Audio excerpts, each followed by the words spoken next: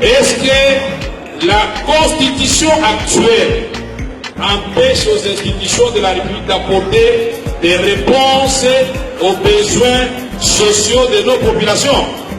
Nous disons que cette révision, si elle passe, elle doit passer sur les cadavres des Congolais. Je vous dis que je serai le premier à quitter cette salle les jours où on va essayer de toucher à la Constitution. Faites-moi confiance. Je voudrais ici attirer l'attention des leaders politiques, du peuple congolais, de toutes les forces vives que la patrie est en danger, que le pouvoir voudrait opérer un passage en force pour la légitimation de son coup d'État constitutionnel actuellement en préparation à travers son stratagème, le dialogue national.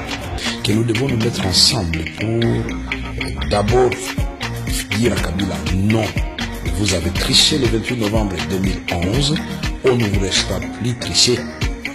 Nous disons à ces amis-là de tenir bon. Pas de révision constitutionnelle.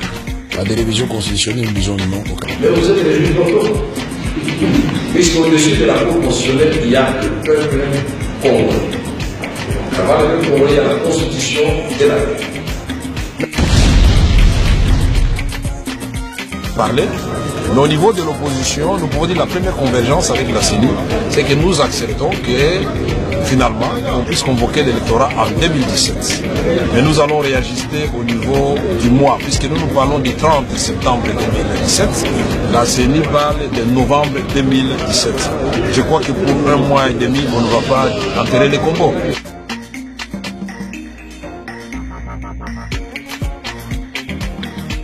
Ce dialogue va nous plonger droit dans des discussions interminables de politiciens. Nous connaissons nous-mêmes. Ça va être le perdième, ça va être la transition, répartition des postes. Et pour terminer, on va aller vers le glissement, qui est l'objectif poursuivi par le pouvoir en place, et nous n'allons pas leur offrir ce cadeau. Notre dialogue, ça nous plongerait dans un piège d'enlisement pour déboucher sur les glissements et lesquels glissements vont nous plonger dans la violation de la Constitution. Et connaissant bien les politiciens, nous savons quand nous commençons le dialogue, mais on ne sait pas quand on le termine. On risque de perdre même l'objet du dialogue et de finir par le partage du pouvoir aux grandes dames de la population. C'est pas. Kabila nous convoque comme des petits-enfants et il nous dit vous devez faire ça, ça, j'attends de vous des résultats. Non. Kabila fait partie des problèmes à résoudre.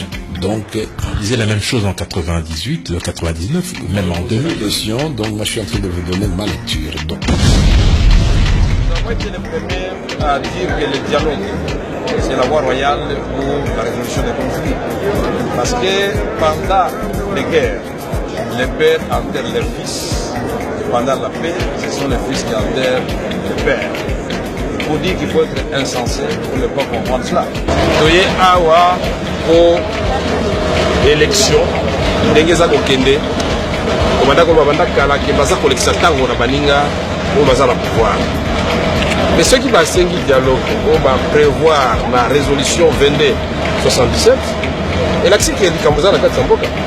Le 20 septembre, il faut pas benga autonomie où il y a président de la République. Le moutillo sans sentir que ça n'est pas fait. Alors, tu vanda, tu vois, tu mets ça en Afrique. Ce mot te m'a dit qu'on peut, tu m'as dit qu'on va monter alors que tu ça l'a gouverné.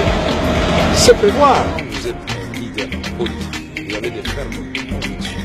C'est ce que vous faites. On va amener le pays à atterrir de façon facile. Faites-le. Mandela avait été au début charrié par tout le monde, n'est-ce pas? Et après, il a arraché un accord au blanc. Il était vice-président et après, il a gagné les élections.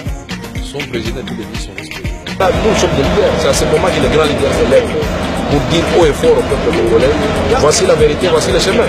Jésus-Christ, mais à ce moment-là, donnez pas peur. Quand vous êtes un leader, vous restez dans les principes, votre conscience et vous allez y arriver. Vous en